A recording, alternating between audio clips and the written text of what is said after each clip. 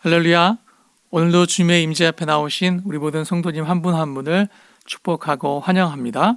우리의 예배와 우리의 기도와 우리의 찬양을 기쁘게 받으시는 주님 앞에 마음과 뜻과 정성을 다하여 나아가시는 복된 놀라운 시간 되시기를 축복합니다. 다 함께 사도신경 하심으로 우리의 신앙을 고백하겠습니다. 나는 전능하신 아버지 하나님 천지의 창조주를 믿습니다. 나는 그의 유일하신 아들 우리 주 예수 그리스도를 믿습니다. 그는 성령으로 잉태되어 동정녀 마리아에게서 나시고 본디오 빌라도에게 고난을 받아 십자가에 못 박혀 죽으시고 장사된 지 사흘 만에 죽은 자 가운데서 다시 살아나셨으며 하늘에 오르시어 전능하신 아버지 하나님 우편에 앉아 계시다가 거기로부터 살아있는 자와 죽은 자를 심판하러 오십니다. 나는 성령을 믿으며 거룩한 공교회와 성도의 교제와 죄를 용서받는 것과 몸의 부활과 영생을 믿습니다. 아멘. 이제 다 함께 찬송가 288장으로 하나님을 찬양하겠습니다.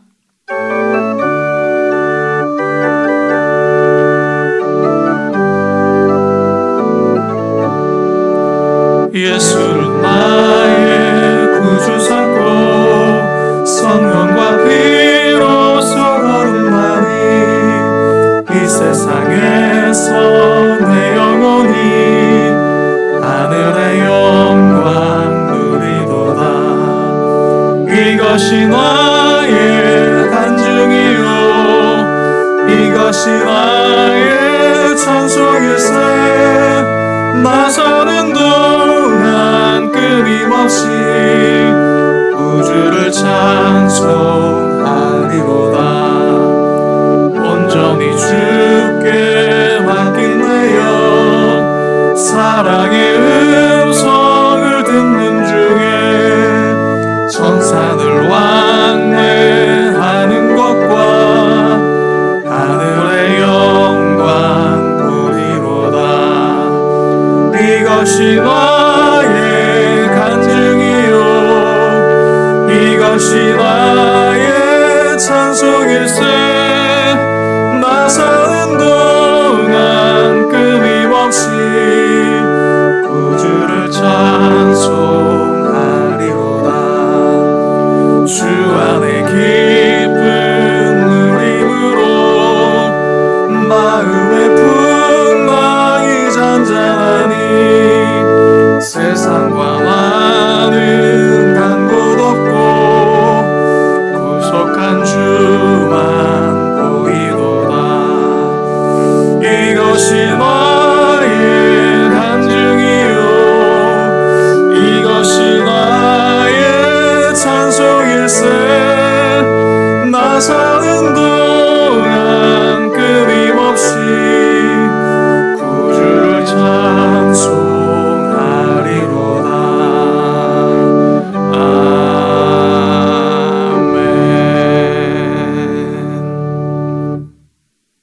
오늘 하나님께서 우리에게 주신 말씀은 신약성경 사도행전 28장 말씀입니다.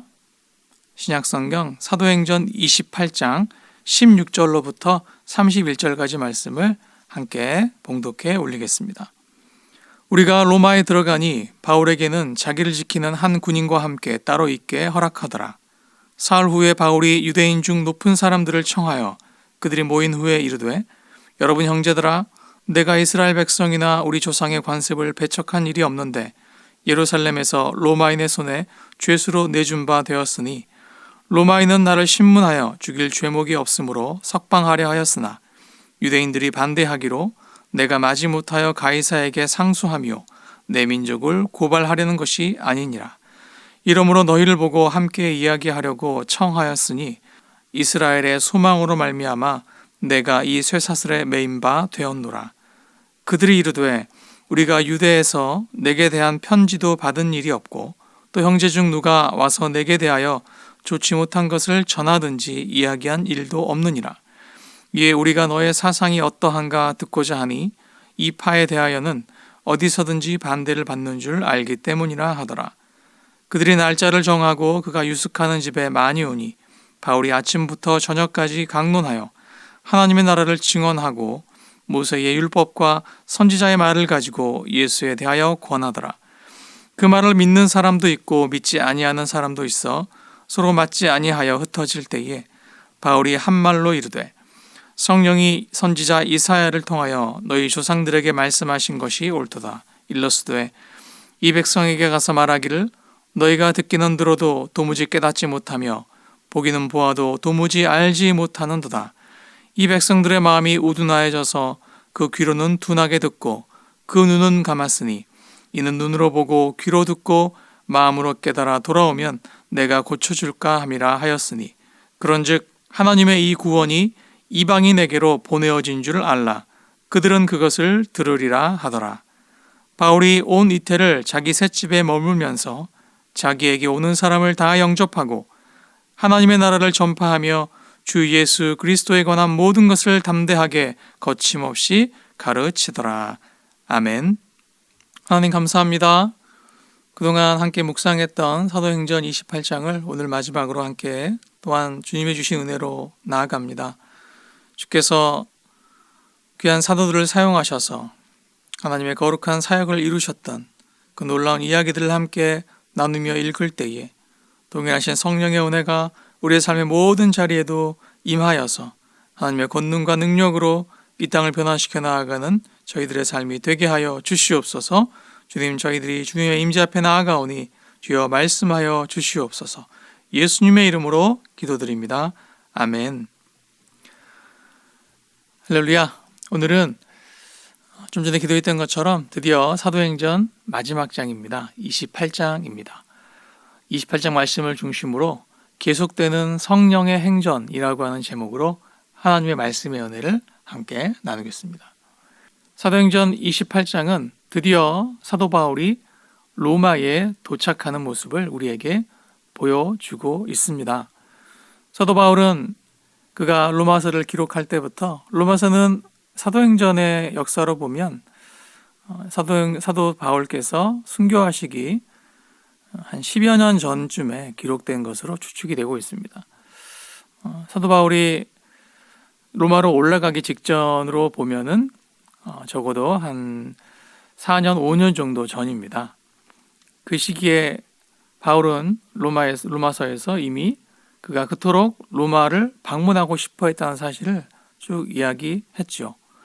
그럼에도 성도들의 연보를 가지고 예루살렘의 또 성도들의 어려움을 돌아보기 위해서 마지막 발걸음을 재촉을 했고, 그렇게 예루살렘으로 올라갔던 그의 여정은 이제 체포되어서 죄수의 신분으로서 다시 예루살렘과 가이사랴 또 여러 도시들을 지나 드디어 로마로 옮겨가는 이렇게 이동해 가는 모습을 마지막 27장이 보여주고 있습니다.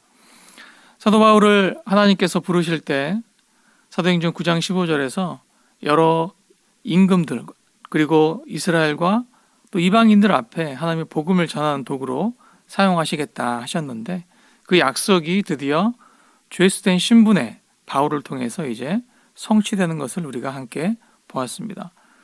그는 이제 죄수의 신분으로서 배를 타고 로마로 가는 길에 또 풍랑을 만나기도 하고 그 풍랑을 통해 또 멜리데라고 하는 원래는 의도치 않았던 또 섬에 도착을 하게 되는데요.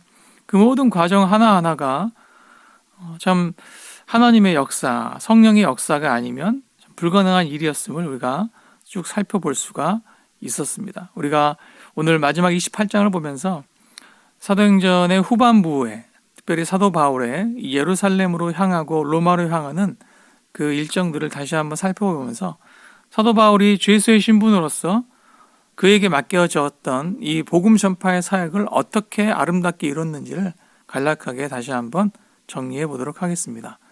사도 바울은 21장에서 유대인들에 의해서 체포를 당했죠. 그리고 22장에서는 그가 예루살렘 로마 군인만 사용할 수 있었던 이 망대 안토니오 망대 위에 올라서서 모든 유대인들 헬라파 유대인들 또 정통 유대인들을 조용하게 한 상황에서 이제 하나님께서 그를 만나 주셨다는 내용들을 쭉 먼저 복음을 전했죠. 그리고 23장에서는 산헤드린 공회위원 앞에서 복음을 전했습니다. 그런데 이 과정 속에서 바울은 죄수의 신분으로 복음을 전했죠. 참 놀라운 것은 바울이 만약에 죄수의 신분이 아니었다면 그가 즉 재판의 과정으로서 산헤드린이라고 하는 최고 재판 의결 기구 앞에 서지 않았다면 그 한 명의 대제사장과 70명의 바리새인들, 사두개인들, 또 서기관들이 모여 있었던 그 장로급들이 모여 있었던 그 지체 높은 사람들, 명예가 있는 사람들이 이 보잘것없는 이 한 사람의 말을, 또 죄인의 말을, 또 이 나사렛 이단이라고 불렸던 이 사람의 말을 단 한 단어라도 인내심을 가지고 듣지 않았을 것이라는 사실이에요. 바울이 죄수의 신분이었기 때문에, 또 당시 예루살렘을 총괄하고 있던 루시아라고 하는 천부장의 또 이런 일종의 약식 재판을 받고 있었기 때문에 바울이 하는 이야기들을 산헤드린 그 모든 의원들이 조용히 잘 청취하게 되죠. 복음을 전하게 됐습니다. 그리고 24장에서는 당시 이 유대아 지역의 총독이었던 벨릭스 앞에서 그의 아내와 또 여러 또 당시 그 지역의 또 높은 사람들 앞에서 역시 복음을 전했죠. 또 2년이 지나서는 새롭게 부임한 베스도 앞에서 25장에서 이제 이렇게 또 복음을 전하게 됩니다. 그리고 마지막 26장에서는 이제 아그리빠 왕 앞에 서서 굉장히 자세하게 역시 복음을 전하게 됩니다. 그리고 27장에서 로마를 가는 여정을 우리가 함께 어제 살펴보았듯이 그는 276명의 선원들과 또 승객들과 함께 그 여행을 하게 되면서 풍랑을 만나는, 유라굴을 만나는 어려움을 당했지만 그 어려움을 통해서 오히려 하나님께서 그 사람들을 바울에게 다 맡겨주시는 역사가 있게 되죠. 그래서 바울이 한마디 한마디 하는 것이 정말 하나님의 말씀으로 모든 사람에게 이렇게 들려주게 되면서 그 안에서 많은 사람들이 바울을 통해서 이제 복음을 듣게 되고 또 영적인 감화를 받게 됩니다. 그렇게 풍랑이 이제 맞춰지고 멜리데라는 섬에 도착을 했는데요. 우리가 28장 초반부를 보면 멜리데에 살고 있던 그 토착 원주민들이 이 배를 난파당에서 온 사람들을 불쌍히 여겨서 이제 여러 도움들을 주게 되죠. 특별히 모닥불을 피워서 이제 추위를 이겨낼 수 있도록 해주고 있는데 사도 바울이 이렇게 나무를 주워 왔습니다. 그래서 그 나무를 모닥불에 집어넣었을 때 그 나무에 숨어있던 독사 한 마리가 나오면서 사도 바울을 물었죠. 근데 이 독사는 굉장히 무서운 독사였기 때문에 토착 원주민들이 볼 때 이 사람은 정말 살인한 사람이구나. 바다에서는 어떻게든 구사일생으로 살았을지 모르지만 정의가 이 사람을 결국 심판한다라고 곧 바울이 죽을 것을 이렇게 예상하고 있었는데 바울이 아무렇지도 않았죠. 그러면서 깜짝 놀라가지고 바울이 신이다 이렇게 이야기를 합니다. 그러니까 놀라운 기적을 행한 것이죠. 그러니까 이 바울과 함께 배에 탔던 사람들은 바울에 대해서 이제 하나님이 주시는 시각으로 바울을 보고 있죠.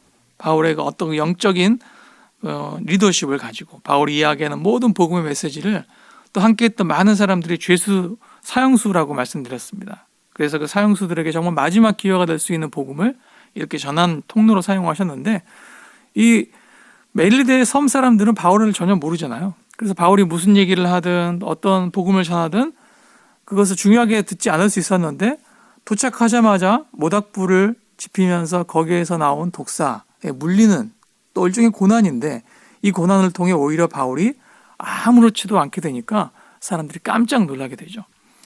그래서 이 사람이 보통 사람이 아니구나. 그들은 신이라고 했는데 결국 하나님이 신이 보내신 사람이잖아요. 그래서 그 바울을 통해서 하나님께서 어떻게 하십니까? 이제 또 여러 치유의 일을 이루게 하십니다. 사람들이 병자들을 바울에게 데려오고 바울이 또 하나님의 권능으로 그 사람들을 치유하는 역사가 일어나죠. 놀랐습니다. 그래서 바울이 이 멜리데라는 섬에 3개월간 머물렀습니다만 그 3개월 시간 동안 아마도 멜리데 섬 안에 살았던 모든 사람들에게 아마도 바울이 복음을 전했을 것입니다. 하나님이 역시 멜리데 섬의 모든 사람을 바울에게 붙여주시는 역사가 일어난 것이죠. 이렇게 이제 로마로 가기 위한 준비를 다 마치고 그 멜리데라는 섬에서 다시 알렉산드리아로 출발해서 로마로 가는 배를 다시 만나게 되죠. 역시 하나님이 준비하신 배였습니다. 참 놀라운 하나님의 역사입니다.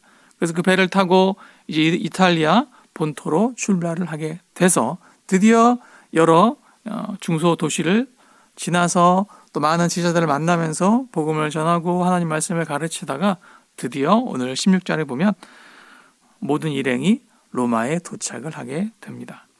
이 모든 일들은 바울이 주 예수의 신분을 가졌기 때문에 가능했음을 우리는 알 수가 있습니다. 우리가 앞에서 사도행전 21장, 22장, 23장, 24장, 5장을 쭉 보면 유대인들은 끊임없이 바울을 죽이려고 했습니다. 만약에 바울이 주 예수의 신분이 아니라, 즉 그를 호위하는, 그를 지키는 군인들 없이 그냥 자유롭게 사람들 앞에 나섰다면 아마도 그 암살하러 가는 사람들로 인해서 바울이 암살을 당했을 가능성이 굉장히 높아요. 그래서 하나님께서 그들로부터 바울을 온전히 지켜주시는 그러한 호의를 받게 하시죠. 아무도 바울을 건드리지 못하도록 지켜주셔요. 보호하십니다. 놀랍습니다. 그리고 그런 보호를 받으면서 로마까지 이렇게 배를 타고 이동하게 되는 역사. 참, 그래서 로마로 가는 그 과정 속에서 수많은 사람들을 만나고 그를 만나는 모든 사람들을 하나님께서 바울에게 붙여주시는 역사가 계속해서 일어나게 됩니다.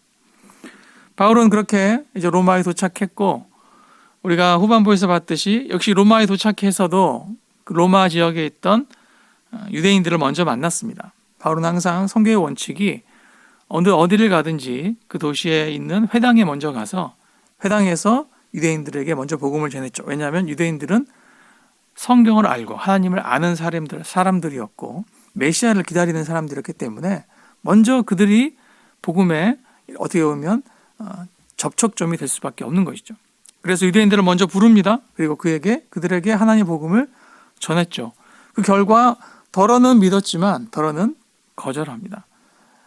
그리고 그 결과로서 그들이 흩어졌다고 말씀을 하고 있습니다.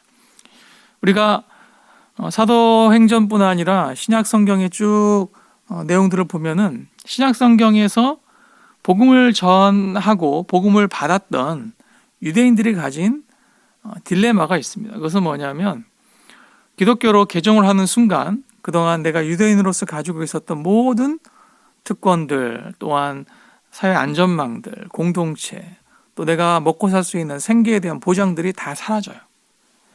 오늘 우리가 이 사도행전 후반부에서 로마에 있던 교인들의 상황을 봐도 사도 바울이 복음을 전했을 때 일부는 들었지만 일부는 거절했죠. 아마도 많은 사람들이 거절했을 것인데, 자, 그러면 들은 사람이라도 사도 바울을 통해서 회심할 수 있는 것인데, 근데 유대인의 공동체성을 버리고 떠나야 하는 상황에서 보면 모두가 다 이 복음을 받아들이지 않으면 결국 전체 유대 공동체로부터 소수의 믿은 사람들은 떨어져 나갈 수밖에 없어요.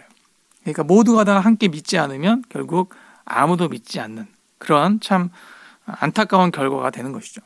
그래서 결국 사도 바울이 이사야 선지자를 통해 하신 말씀을 다시 기억합니다.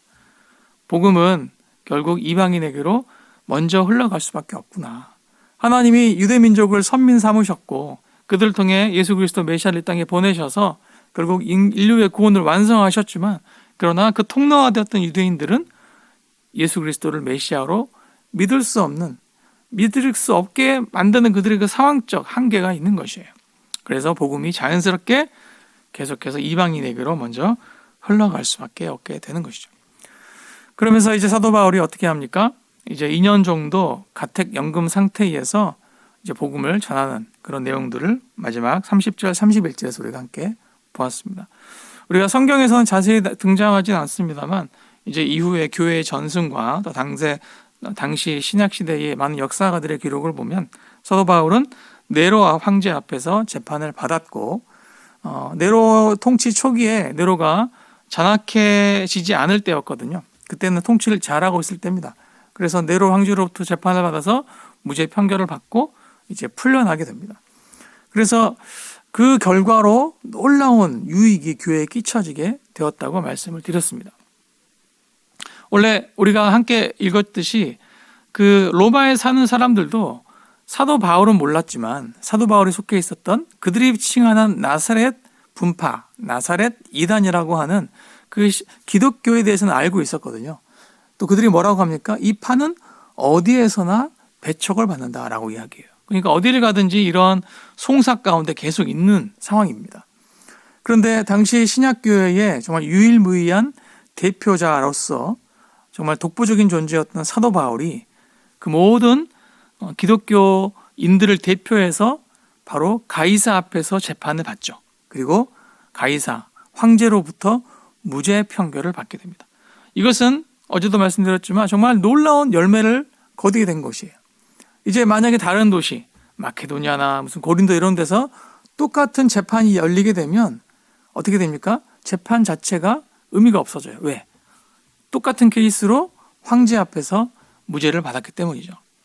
그래서 바울이 무죄로 풀려난 이후에 한 짧으면 3년, 길면 5년 정도의 시간 속에서 신약의 교회는 더 이상 유대교로부터 이러한 모함과 핍박을 받지 않고 그리고 건강하게 안정되어서 성장할 수 있는 그런 시간적 여유를 받게 된 것이죠. 그것이 길지는 않았습니다. 짧으면 3년, 길면 5년이에요. 그런데 이 시간이 정말 중요한 것이 당시 교회가 정말 하나님의 성령의 능력으로 계속해서 부흥하고 확장되던 시기였거든요. 그런데 이런 박해로 말미암아 잠시 움츠러들었었는데 사도 바울의 무죄 판결로 말미암아서 이제 당시 로마 제국 안에 여러 도시들, 성읍들로 많은 그리스도인들이 이동했을 때 그들이 거기서 복음을 전하고 또 교회를 세우는 것이 정말 큰 하나님의 도우심을 잊고 힘을 얻을 수 있는 그런 결과가 된 것입니다. 그래서 3년에서 5년 정도 각 지역에서 교회가 건강하게 성장해서 이제 누구든지 복음을 들을 수 있는 그런 기반이 닦여진 것이죠. 그 시간이 끝나서 이제 사도 바울이 순교하면서 또 유대 전쟁이 일어나면서 유대 전쟁이 마무리되면서 이제 기독교 자체에 대한 박해가 네로 황제 후반부에 임하게 됩니다. 사도 바울도 후반부 한 68년 정도에 이제 참수형을 당하시고 순교를 하시게 되죠. 박해가 임합니다. 그래서 교회는 이제 표면적으로는 존재할 수가 없는 상태가 되었죠. 왜냐하면 박해를 받았기 때문에. 그래서 땅속으로 이제 지하로 스며들게 되고요. 그렇게 되면서 어떻게 됩니까? 로마 제국 전체 모든 사람들에게 이제 복음이 전해진 역사가 일어나요. 이것은 무엇이냐면 우리가 역사를 보면 로마 시대에는 노예가 참 많았어요. 역사가들이 이야기할 때 로마 로마 살던 이 제국의 그 국민들의 75%가 노예였다고 해요. 어떻게 75%가 노예인 사회가 가능할 수 있을까 싶은데 그랬습니다. 그래서 교회가 이제 지하로 스며들면서 우리가 카타콤도 그때 나왔는데 지하로 스며들면서 그 사회에 가장 고통받고 박해받고 천대받았던 그 노예 계층 대다수의 일반 평민들에게 이제 복음이 전해지는 역사가 일어나게 되는 것이죠. 참 놀라운 하나님의 일하심을 우리가 여기서 볼 수가 있습니다. 여러분, 하나님께서 사도 바울을 세우시고 그를 통해서 복음을 이렇게 전 유럽으로 전파하게 하시는 그 역사의 과정을 우리가 쭉 살펴보면서 우리가 생각하는 길과 때로는 하나님의 생각하는 길이 다르고 오히려 그 다름이 인간의 상상, 인간의 또 능력을 뛰어넘는 하나님의 놀라운 권능의 도구가 된다는 것을 우리가 깨닫게 되는 것입니다. 구약에서 요셉이 당시 그 애굽과 그 주변 소아시아 그 고대 근동의 모든 사람을 살릴 수 있었던 이유는 무엇입니까? 그가 총리가 되었었고 그 총리가 될 수 있는 과정은 가장 중요한 계기가 그가 죄수가 되는 것이었어요. 참 놀랐습니다. 죄수가 됨을 통해서 그는 그 안에서 이제 총리의 어떤 직임을 준비의 시간을 살 수가 있었죠. 애굽의 정치 시스템을 배우고 애굽의 언어를 배우고 문화를 배우고 그래서 바로가 그를 바로 총리로 임명했어도 그 역할을 그대로 수행할 수 있는 그런 능력을 거기서 훈련 받았던 것이잖아요. 동일하게 하나님께서 죄수된 바울을 사용하셔서 그가 그렇지 않으면 절대 만날 수 없는 많은 권력자들, 정치인들을 만나게 하시고 그들에게 복음을 전하게 하시고 또 여러 다양한 고난의 상황들을 사용하셔서 오히려 그 고난 속에서 함께한 사람들을 바울에게 붙여주시는 역사가 놀랍게 임하게 되는 것입니다. 여러분, 하나님께서 사도 바울을 통해 하나님의 역사를 이루셨습니다. 사도행전은 많은 사도들의 행적을 기록한 일종의 그런 여정을 기록한 책이죠. 성령께서 임하시면서 그동안 예수님과 함께 했음에도 두려워 떨고 늘 숨어 지냈던 제자들이 성령의 임하심을 통해 권능을 받자 두려움을 떨쳐 일어납니다. 주님의 부활을 이제 확신하게 되고 두려움 없이 불사하고 이제 모든 사람을 향해 복음을 들고 나아가게 되죠. 그래서 처음에는 베드로를 사용하셨고 또 빌립을 사용하셨고 그리고 야고보를 사용하셨고 그리고 이렇게 사도 바울을 하나님이 사용하셔서 성령님이 사용하셔서 복음을 전하시는 역사를 오늘 사도행전이 보여주고 있습니다. 28장 30절 31절 말씀을 다시 한번 함께 읽도록 하겠습니다. 바울이 온 이태를 자기 셋집에 머물면서 자기에게 오는 사람을 다 영접하고 하나님의 나라를 전파하며 주 예수 그리스도에 관한 모든 것을 담대하게 거침없이 가르치더라.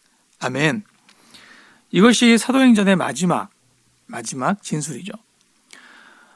사도행전의 마지막 진술은 바울의 어떤 그 결말을 보여주지 않습니다. 바울이 이후에 네로에 의해서 순교했다는 그런 내용들이 드러나지 않습니다. 그저 바울이 복음을 전하는 그 내용을 담담하게 기록하는 것으로 사도행전이 끝이 납니다. 사도행전을 읽었던 첫 기억을 우리가 기억해 보면 바울이 어떻게 됐을까? 그 결말이 어떻게 됐을까 참 궁금하거든요. 살았는지 죽었는지 성공해서 어떻게 성공했는지 그런 이야기들이 나와야 되는데 그런 뚜렷한 결말 없이 이렇게 좀 어떻게 보면 약간 평범하게 맞춰져요. 이것을 문학적으로 보면 열린 결말이라고 합니다. 결말이 열려 있어요. 끝나지 않은 것입니다. 계속되는 것이에요. 오늘 설교의 제목이 계속되는 성령의 행전이라고 되어 있었습니다만 결국 사도행전은 사도들의 행적을 기록한 책이지만 그 사도들이 사도가 되게 하신 분은 누구십니까? 바로 성령님이시죠. 성령님께서 사도들 한 사람 한 사람을 들어서 사용하시고 그들을 통해 성령의 일을 이루신 것이에요. 사도 바울 역시 그가 놀라운 역사를 이루었지만 그것은 그가 한 것이 아니죠. 그 안에서 함께 하시는 성령님께서 성령 하나님의 하시고자 하시는 일을 그의 도구였던 사도 바울을 통해 이루신 것입니다. 그래서 비록 그 도구들은 계속 바뀌죠. 베드로에서 빌립으로 야고보로 사도 바울로 계속 바뀝니다. 그런데 그 도구를 사용하신 그 전체적인 이야기의 주관자이신 성령님은 동일하시죠. 그래서 사도행전이 열린 결말로 끝나는 것이에요. 왜? 성령께서는 여전히 동일하게 지금도 우리와 함께 하시기 때문입니다. 사도 바울은 순교하셨고 그의 역사가 끝이 났습니다만 사도 바울이 순교한 것으로 성령의 역사가 끝나는 것은 아니죠. 성령의 역사는 그 이후로도 계속해서 교회 안에 수많은 하나님의 사람들을 통해서 계속해서 동일하게 반복되고 있고 새롭게 이루어지고 있는 것을 우리가 여기서 볼 수가 있는 것이에요. 사도 바울은 오늘 30절 31절에서 보듯이 그의 마지막 이 사역의 내용은 이제 그가 스스로 마련한 셋집에서 이 셋집이라고 하는 것은 돈을 내는 그런 월세를 내는 일종의 비용을 내야 하는 그런 집이라는 말인데요. 그 세는 사도 바울 스스로 감당하는 것입니다. 즉 그는 계속해서 일을 하면서 로마에서도 복음을 전했는데요. 그 과정, 그 중간중간에 사도 바울은 어떻습니까? 많은 사람들을 만났다고 되어 있죠. 30절 보면은 자기에게 오는 사람을 다 영접했다. 얼마나 많은 사람들이 사도 바울을 찾아왔겠습니까? 아마도 누가나 아리스타고 같은 수행원들이 매니저가 돼서 스케줄을 조정하면서 시간대별로 많은 사람들을 이렇게 매니지하면서 만나게 했을 것이에요. 그래서 정말 이전까지 사도 바울은 여러 사람들을 찾아다니면서 복음을 전해야 했다면 로마에 있으면 어떻게 됩니까? 세계 각국에서 각처에서 몰려오는 수많은 사람들, 복음을 듣고자 했던 수많은 사람들이 정말 그 사도 바울을 만나기 위해서 끊임없이 찾아오는 역사가 일어나는 것이에요. 우리가 만약에 로마에 있다 할지라도 여러분 사도 바울 만나러 가지 않겠습니까? 너무나 만나고 싶어 했을 것이에요. 그렇듯이 당시 정말 크고 작은 모든 사람들이 이 위대했던 하나님의 선교사, 사도였던 바울을 만나기 위해서 끊임없이 찾아오고, 그들에게 바울은 하나님 나라를 전파했고 주 예수 그리스도에 관한 모든 것을 담대하게 거침없이 전했다라고 성경이 마지막으로 기록하고 있습니다.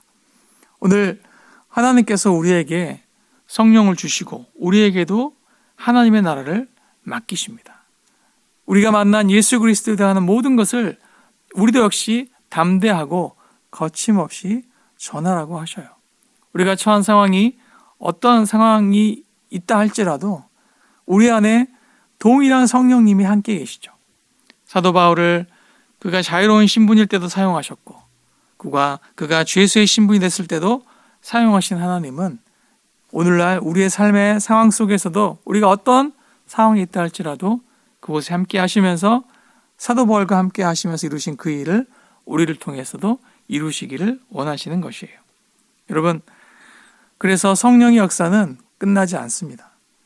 성령의 역사는 영원히 계속됩니다. 예수 그리스도께서 이 땅에 오실 그날까지 성령님은 하나님을 믿는 사람들과 함께 하시면서 사도들과 함께 하셔서 위대한 기적을 행하게 하시고 하나님 나라를 세워가셨던 그 하나님, 그 성령님이 오늘 이 시간 우리의 삶의 자리에 우리와 동행하시면서 동일한 역사를 이루고 계시는 것이에요. 오늘 우리가 다시 한번 마음속에 다짐해야 될 것입니다. 내가 이 땅의 삶을 살아갈 때 그냥 세상의 삶을 똑같이 살아가는 것이 아니라 사도 바울이 살아가셨던 것처럼, 사도 베드로가 살았던 것처럼, 수많은 믿음의 선진들이 살았던 것처럼 우리 역시 우리와 함께 하시는 성령님의 손을 붙잡고 성령님의 음성에 우리가 민감히 귀 기울이며 우리에게 맡기신 하나님의 나라를 우리가 그 하나님의 나라를 아름답게 받들어 가는 것입니다. 그것이 구속사입니다. 내가 서 있는 삶의 그 현장 속에 성령께서 우리와 함께 계시면서 사도행전 28장으로 끝났던 그 성령의 행전을 이제 우리와 함께 하시면서 29장, 30장 계속해서 써 내려가기를 원하시는 것입니다. 여러분, 우리가 하나님 안에서 또 새로운 한 해를 맞이했습니다. 2021년 한 해를 어떤 목적을 가지고, 어떤 소망을 가지고, 어떤 기도 제목을 가지고 우리가 주님 앞에 나아가고 있습니까? 우리의 많은 소망과 바라는 것, 꿈이 있겠지만 그러나 무엇보다 중요한 것은 성령 하나님께서 우리 안에 함께 하시면서 우리에게 함께 가자 하시고 내 손을 잡으시고 이끌어 가시는 그 성령의 행하심을 우리가 우리의 올 한 해 모든 삶 속에서 목격해야 하겠습니다.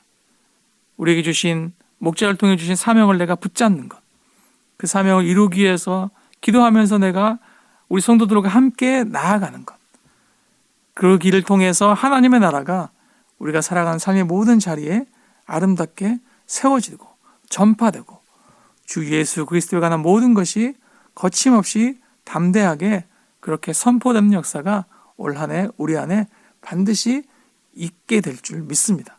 우리가 그런 믿음의 고백을 가지고 소망을 가지고 오늘 사도행전이 마무리되는 28장 이 31절 끝에서 이제는 성령께서 내 안에 함께 하시면서 변함없이신 그 하나님의 권능과 능력과 지혜와 은혜와 사랑으로 동행해 주시고 오늘 하루 우리가 살아가는 삶의 모든 자리마다 우리가 올 한 해 걸어갈 모든 인생의 걸음마다 하나님께서 우리와 함께 하시며 그 성령의 행전을 또 우리의 삶 속에서 아름답게 기록해 주시고 그래서 오늘 한 해 맡기신 모든 사명을 온전히 이루시고 하나님께 영광 돌릴 그런 놀라운 삶을 결단하시는 저 여러분 되시기를 주님의 이름으로 간절히 부탁을 드립니다. 기도하겠습니다.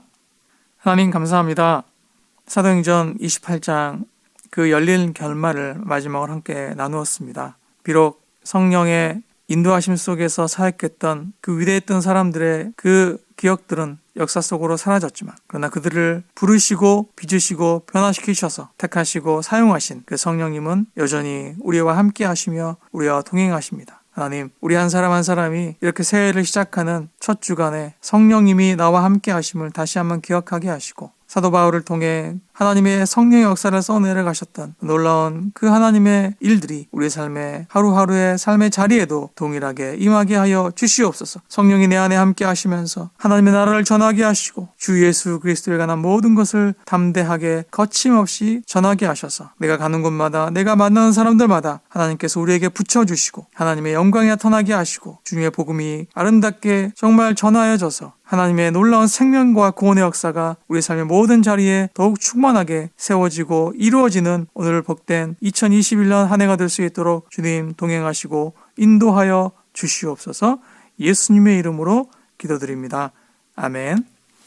지금은 교회의 머리가 되신 예수 그리스도의 은혜와 아버지 하나님의 크고 놀라우신 사랑하심과 성령님의 교통하시며 교제하심이 귀한 사도들을 사용하시고 특별히 바울을 사용하셔서 성령님의 놀라운 영광을 이루셨던 그 위대한 역사가 오늘 우리의 삶의 현장 가운데도 함께 하심으로 이루어질 것을 믿음으로 다짐하시며 나아가시는 사랑하시는 모든 성도들의 인생 위에, 가정 위에, 귀한 생업의 터전과 이 나라 이 민족 위에, 주의 몸된 생명성 교회 위에 이제로부터 영원토록 함께 하옵시기를 간절히 축원하옵나이다. 아멘.